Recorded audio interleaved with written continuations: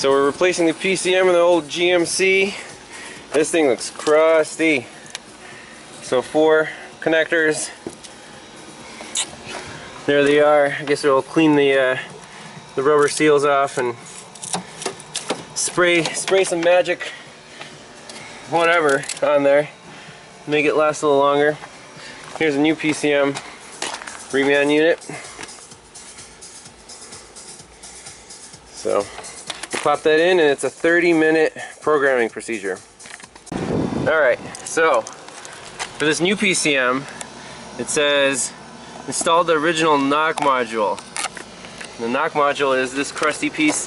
That's the cover. Screw obviously snapped off.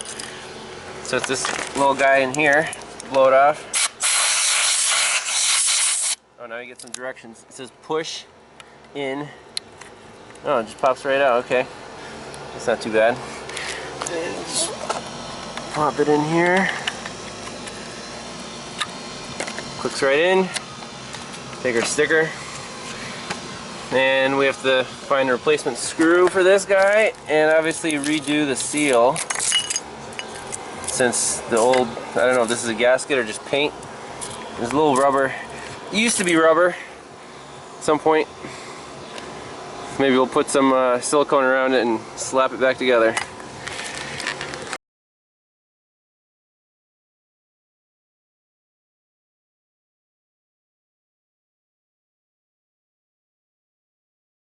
Alright. So here's the walkthrough. First thing we need is a key on. Key on, alright. Where's the key? Oh, can you leave it for you? Is it around? Yeah, there it is. Where's the paper towel? Just seemed like a oddly placed paper towel. Key on. There you go. Key on. We're going to hop right into our service programming system with this picture of a Camaro. Because apparently you have to reprogram Camaros. That's the coolest GM available. We're going to go into Start SPS. That's our service programming system. This is just them and their old versions of Java that they like to use. We're going to use that version of Java. 7. It'll download the application, and then it's going to run that old Java. Okay. Shit. This is J2534 MDI. MDI, right. Because MDI2, which isn't even available yet. That's this guy, right? That's this guy right here. Okay. And then this would be the Tech 2 if we were doing an older system. Still necessary on some of them. They've gone to multiple different ways of doing programming. Okay. But in our case here, we're going to do the MDI. We're replacing and going to program an ECU. Okay. And we're going to move on to the next step. It's going to tell us to make sure that we have our battery fully charged, which we know ours is. And the ignition is off, then turn it on, and then off again. And realistically, the next step, they should tell you it has to be on. So I should do that right now? Yeah. Or is that the walkthrough? The key's already on. Yeah, that's just kind of their walkthrough, but it really doesn't apply to this vehicle or any vehicle because it really, in the end, all they care about is the key on. Okay. And in this case, we don't need a battery maintainer like we did on the Ford? We won't need the battery maintainer on this one yet because I know for sure we have a fully charged battery on here. I was nice enough to ask the guy who owns this truck to actually do that for us before we got here. So we're going to hop in there. We got a GMC. We have a 1998. Oh, man, that's going way down. Yep, and we got a light-duty truck, and we're working on a Savannah van. All right. Now, sometimes after that screen, it'll give you identifiers to give it to you and ask you what it is. Now, they give you a VIN number of what they think is in there. Now, this is a remanufactured computer, so this may not be our VIN. So that's probably So we'll have to double-check our VIN and make sure that this is the right VIN number for us. All right. If not, we're going to erase that, and we're going to put the right VIN number in. So this is pretty key right here. This is it, yep. Because this is what's going to give us our actual calibration that belongs to the vehicle. Let's check the VIN. Where's the easiest place to get it? Right out there on the registration and everything. If you want to call it out to me, I'll double check. Okay. I'll read it off the door here. 1GT FG 25 M3 W 107 5730. Which was completely different than the number that we started with. Okay. Anybody who doesn't know that can rewind the video. Nice. Alright, so we got the right VIN number in. We're going to go to next. It'll identify it for us. This is where they make you feel funny because they say they also have Vehicle Theft Deterrent in there, but it doesn't work. But we're going to go in there and we're going to do our PCM in this case here. We're going to do programming and we're going to do normal. We're always going to select normal type. VCI is Vehicle Configuration Index. If this was a, let's say, a CNG truck or anything like that, there would be a different number in here because it wouldn't apply to the regular calibration that belongs to a Savannah van. So we would have something different. We'd have a VCI number, and we'd have to call into their support line, tell them everything that's on the vehicle, give them numbers, and they'll give you a whole list of things to do via a scan tool. To get numbers out of it. So you actually have to take this off and then go back in there with the scanner, get all the numbers that they ask you for, module part numbers. Then they'll create a VCI and then they'll send it to you, and it's a one-time use only. So we're just going to go in there. We have a normal programming. Replace the controller, turn the ignition off, remove the existing controller from the vehicle and install the new controller, which we already have in there. Turn the ignition on. Turn the ignition on. And we're going to go into the next step. It's going to communicate with the computer. So that's a little blinky. And it'll ask you a lot of questions here. Each one of these is going to give you different options there for calibrations. It already selects the best ones for the vehicle, for the operating system, engine, fuel system. Then there's this one, it just says system. So you have two choices. Right. Now notice the current calibration over here is already listed as unknown, and we have two options. First one says the initial system calibration for production vehicles. That's most likely us, but let's see what the other one is. Used on vehicles with the telecommunication interface, bulletin number. Now, some cars that they had out there had GPS systems. Their GPS systems would interfere with things like radio and so on. So in order to do that, what they would do is they would actually start turning down alternator feedback in order to stop that from happening, because those GPS devices were actually giving a feedback and you could hear it through the radio. So like a nav system? Yeah, yeah. So it was really just a noise filter. So it was just a nav system that was built in there for like you know, to keep track of all their like truck drivers. Like a loaded version, right? Yep. So in this case we have like the base. we're at the base model. Base model. So we're going to go back to the one that says initial system calibration for the production vehicles. Okay, that's our for first choice. And as long as all these are highlighted, we'll know what we're putting in. So there are no choices for any of those? Nope, because those have already been pre-selected for us by the VIN. Perfect. Which is why the VIN's so important. Notice also up here, see this bulletin? If there are any bulletins in there, it will actually give it to us. It'll tell us that there's actually a bulletin, and it's going to put in an update that probably never made it into this vehicle. Now on the next page, it'll actually tell you what it is. New software in there to eliminate the P1404, which is the EGR pintle position that's incorrect. Fuel system calibration, speedometer calibrations, all those are normal. But they'll actually give you sometimes in here. Notice that they're actually putting it in two different places. That's because each processor in there needs to have something different. So they actually do it in little blocks. And you'll notice that as it's programming. As it starts to program, you'll notice it moves along, kind of stops, and then moves along, kind of stops. That's it actually going in there and talking to each one of the processors to give it its commands individually. Like the EGR and then the whatever. Okay, that makes sense. So this is the latest and greatest, you know, the most up to date for this truck. So this is the actual process, only 2 minutes? This is it. Well, and had we done this on the Tech 2, we would probably be looking at about 20 minutes. When they came out with the MDI had a much faster speed, and it's a beautiful thing. Plus we have a really good hotspot over here right now, so we're good. Yeah, no problems with Wi-Fi out here, unlike where I am. I have to stand by the window to catch a signal. So you said before it was a 30-minute process? The 30-minute process will be when we have to do the vehicle theft deterrent, and I'll show you the common failure where people start to think that there's something else wrong with the car. You just need to wait. It's really just that 30-minute learn process, the 10-minute, 10-minute, 10-minute. Each time cranking it, waiting for the security light to go out. So this is the fast part. This is the fast part. This is the nice part. The next part of it is trying to figure out what to do yourself for all that time. And you can't really leave it unattended. Nope, you certainly can't. If you leave most of the security systems, if you leave them past 20 minutes because you're not paying attention and out there doing something else, some of them will actually restart the timer on you. So programming is complete on here. They want you to follow if there are any specific instructions afterwards, they'll always put them down here. Some of them will. When you're doing programming, some of them will actually tell you remove this fuse, go on, you know, do this. This one here tells us that we might have to do a crank relearn on this because it might set a P1336 after the fact. So that's the only extra thing we need to do. That's pretty much the only thing. So we're actually going to turn the key off like it asks us to do for 30 seconds. All right. You want me to count down 30 seconds, or is it going to tell you when the time's up over there? It will actually not do anything at all over here. It will just kind of stare at us. Alright, we're 9:42. Go back in there again. Alright, so 30 seconds are over. We're going to go back in there, turn the key back on. Back on. And the first thing that we're going to notice there is that we're going to have to go in there, proceed with the same VIN. Now we know that after we put the new computer in that there's going to be a vehicle theft deterrent. Sure. So it's going to automatically populate certain fields for us there. That's how it knows the VIN number's there. It knows that we're proceeding with the same process. Then we get the vehicle theft deterrent. So we just did the PCM.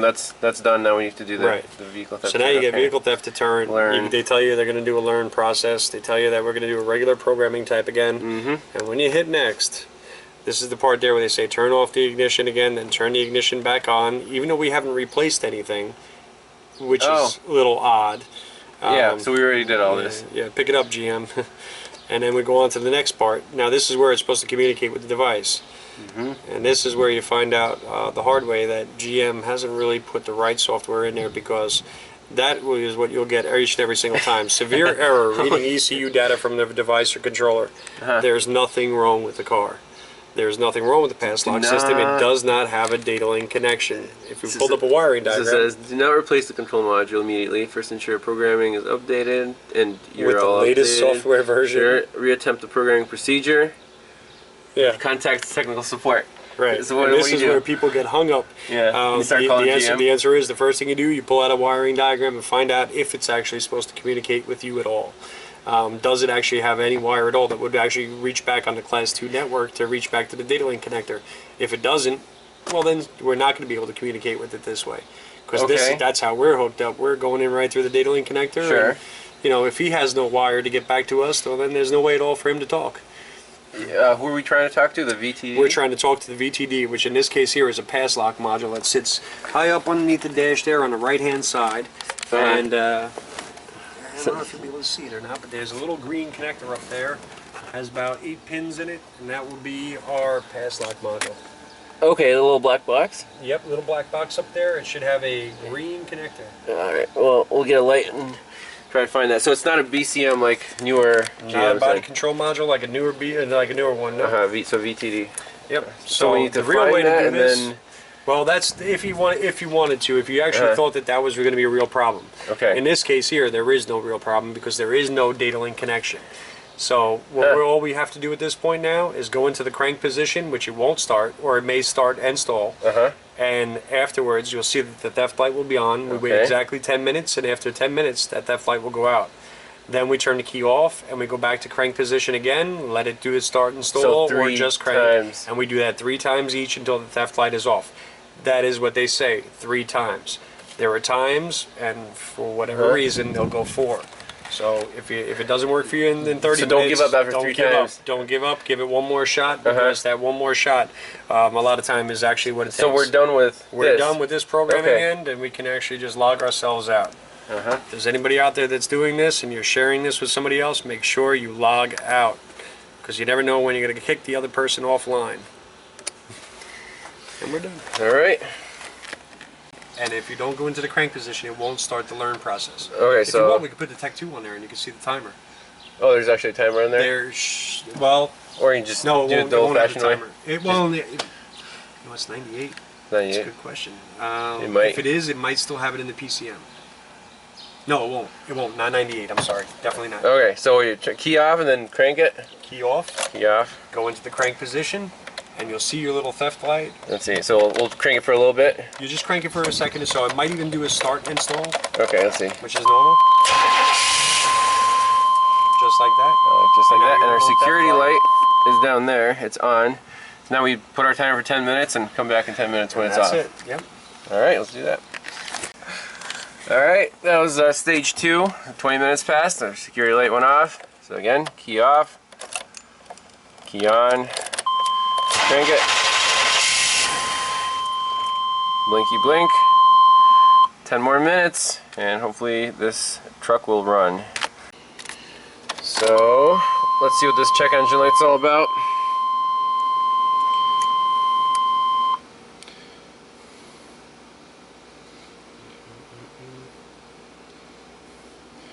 says input the VIN. I don't care. It says this vehicle may not support automated diagnose. Automated diagnose. Yeah. Oh, thank you. Please choose manual diagnose. Okay. 98. Hey. Powertrain. What do we got in here? 50. We have 50 VIN.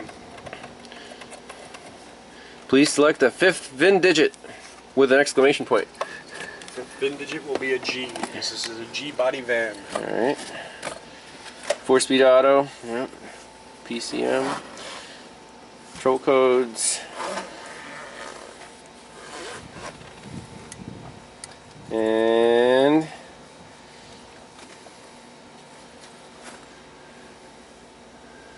we got a fuel tank pressure sensor circuit low, fuel level sensor circuit high, crankshaft position, system variation not learned. Perfect. So we'll do that. And theft deterrent system password incorrect. Number 1 shows it last test passed. But yeah, so it's a history code. Yep. Okay, so we want to do just a crank relearn then. Alright. I don't believe you had a fuel tank pressure sensor one before. Not that he cares. Well, yeah, I know he had a fuel gauge. He had a 463 fuel gauge. Alright, special functions. Position relearn. Accelerate wide open throttle. Release throttle when fuel cut occurs. First source manual. So what's our cutoff for this guy? 4,000 RPM. We don't even have a tach, so. Maybe should not accelerate the fuel value. Alright, let's do it. Yeah, fire ratio off to on. Engine for AC off. Yep. 1, 2, 3.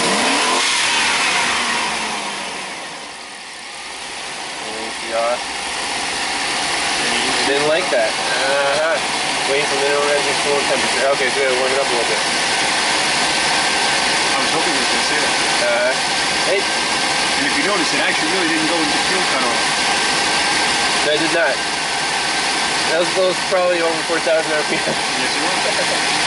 Alright, we'll wait for it to warm up a little bit.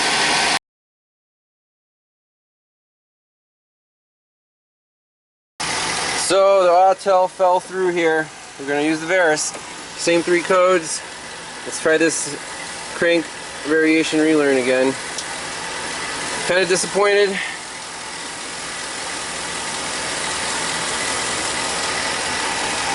Variation relearn.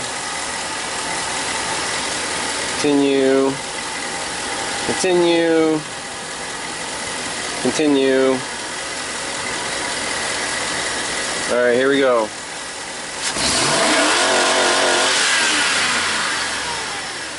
It went up to like freaking 5,000. And it still says waiting for full throttle. Now is the TPS, you know, that's all connected and stuff, right? Yeah. What's that? How does it look? See if it goes to 100%. Maybe it's not Autel's fault. Let's go look some data now. Data. If not, we got 4 more scanners to try.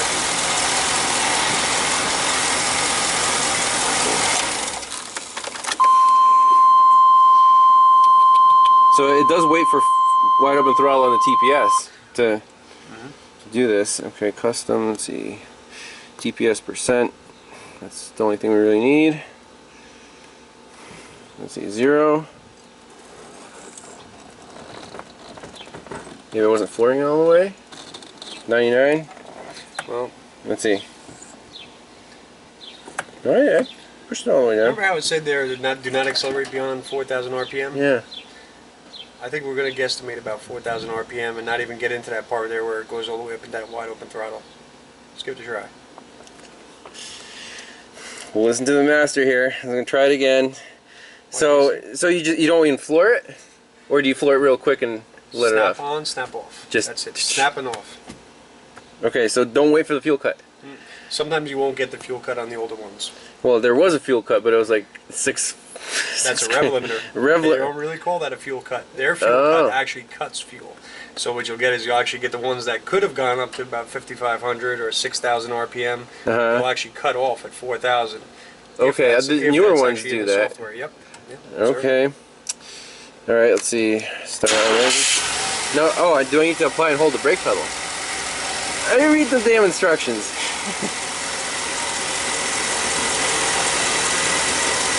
Alright, I'm going to floor it again, see if that was my mistake. Oh my god. Hear the change. That's fuel cut. Read the damn instructions. Such a noob, what can I say? It was cool to hear it rev, you know, like 6 grand though. Yeah. Alright, so check our codes again. No more carbon on the valves. Yeah, rev up, tune up.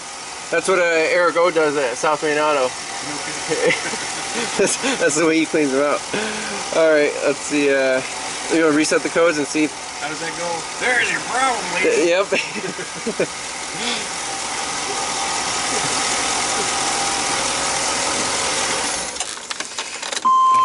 Alright. Clear codes. Sweet. Display codes. Only 2 codes left. Fuel level sensor and the evap pressure sensor signal.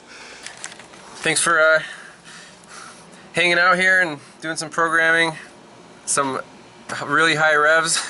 Then we finally got the fuel cut to work. But yeah, this is still not the last car for today. It's 8 p.m. and that's what, like 2/3 of a day? The city that doesn't sleep. The city doesn't sleep. Alright, well, I don't know if this is the last episode of the Staten Island Express, but I'll see you guys later.